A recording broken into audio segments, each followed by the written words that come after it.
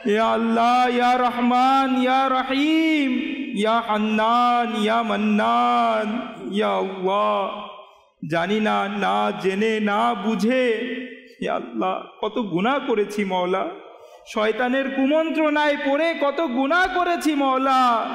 ইয়া আল্লাহ, কে মাফ করবে মওলা তুমি ছাড়া? ইয়া আল্লাহ, তুমি তো একমাত্র গফফার মওলা। ইয়া আল্লাহ, তুমি তো ক্ষমাশীল মওলা। তোমার দরবারে গুনাহে ভরা দুটি কালো হাত তুলে দিয়েছি মওলা, আমাদেরকে মাফ করে দাও। ইয়া আল্লাহ, আমাদের গুনাহ খাতা মাফ করে দাও মওলা। ইয়া আল্লাহ, আমাদের তওবাকে কবুল করে নাও মওলা। হে আল্লাহ, আমরা তওবা করছি মওলা, আর কখনো মিথ্যা বলবো না মওলা। হে আল্লাহ, আমরা তওবা করছি মওলা, আর কখনো নামাজ কাজা করব না মওলা। হে আল্লাহ, আমরা তওবা করছি মওলা, আর কখনো গীবত করব না মওলা। হে আল্লাহ, আমাদের অন্তরে তোমার ভীতি দান করে দাও। হে আল্লাহ, আমাদের অন্তরে খৌফে খুদা দান করে দাও।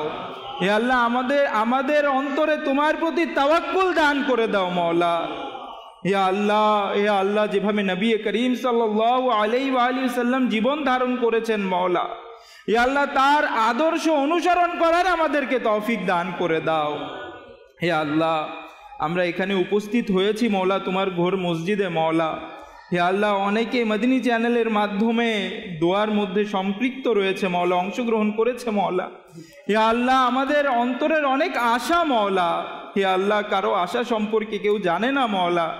হে আল্লাহ, আমরা কাউকে বলি না মওলা, তোমারই তো একটা দরবার মওলা। হে আল্লাহ, যার মধ্যে আমরা আশা বলি মওলা, আরজি জানাই মওলা। হে আল্লাহ, আমাদের মনের সকল জায়েজ আশাকে পূরণ করে দাও।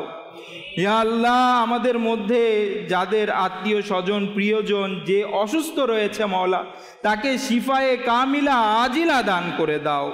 হে আল্লাহ, আমাদের সকল পেরেশানি দূর করে দাও। হে আল্লাহ, আমাদের ঘর থেকে সকল প্রকার বিপদ আপদ দূর করে দাও, সকল প্রকার বালা মুসিবত দূর করে দাও। আমাদের ঘরে রিজিকে অফুরন্ত বরকত দান করে দাও। হে আল্লাহ, আমাদেরকে, আমাদের আত্মীয় স্বজনদেরকে, আমাদের সন্তান সন্ততিকে তোমাদের রাস্তায় চলার তৌফিক দান করো মওলা। হে আল্লাহ, তোমার এবং তোমার প্রিয় হাবিব সাল্লাল্লাহু তাআলা আলাইহি ওয়া আলিহি সাল্লামের পথ অনুসরণ করার তৌফিক দান করো মওলা। হে আল্লাহ, আমাদেরকে মাফ করে দাও মওলা। ইয়া আল্লাহ, ইয়া রহমান, ইয়া রহিম, ইয়া আল্লাহ, কুল্লু নাফসিন যায়িকাতুল মওত, তুমি বলেছো মওলা প্রতিটি প্রাণকে মৃত্যুর স্বাদ গ্রহণ করতে হবে মওলা। হে আল্লাহ, আমরাও একদিন মরে যাব মওলা। হে আল্লাহ, মৃত্যুর পূর্বে তুমি আমাদের উপর সন্তুষ্ট হয়ে যাও মওলা। হে আল্লাহ, এমন মৃত্যু দান করিও যার উপরে তুমি সন্তুষ্ট মওলা।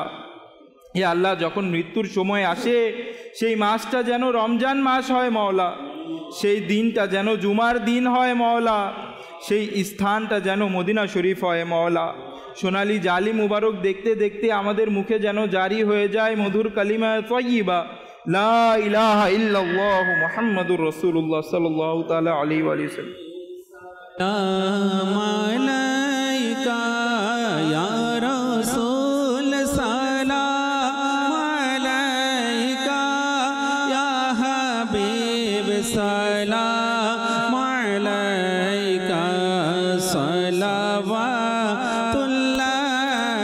আলাইকা, ইয়া নবী সালাম আলাইকা, ইয়া রাসূল সালাম আলাইকা, ইয়া হাবিব সালাম আলাইকা, সালাওয়াতুল্লাহ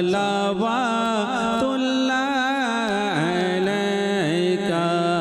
শত পাপের বোঝা আমার, তবু উম্মত আমি তোমার।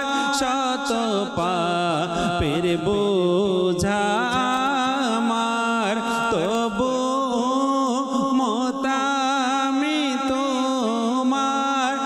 আমায় ক্ষমা করে দাও না মদনী মদিনে ওয়ালে, ইয়া হাবিবি ইয়া রাসূলুল্লাহ, ইয়া নবী সালাম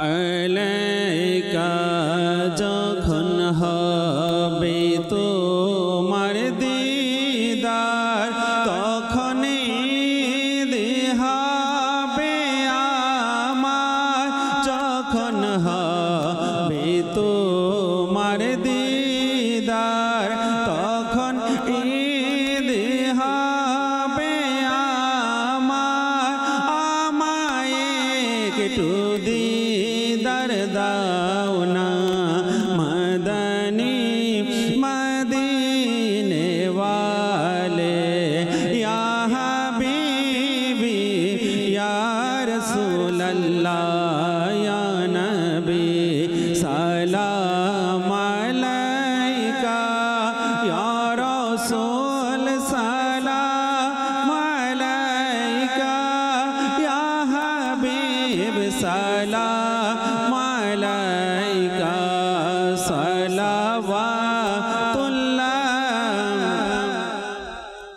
मुस्तफ़ा जान रहमत पे लाखों सलाम शमे बज में हिदायत पे लाखों सलाम मुस्तफ़ा जान रहमत पे लाखों सलाम शमे बज में हिदायत पे लाखों सलाम गौसे आज़म इमाम मोतकान का गौसे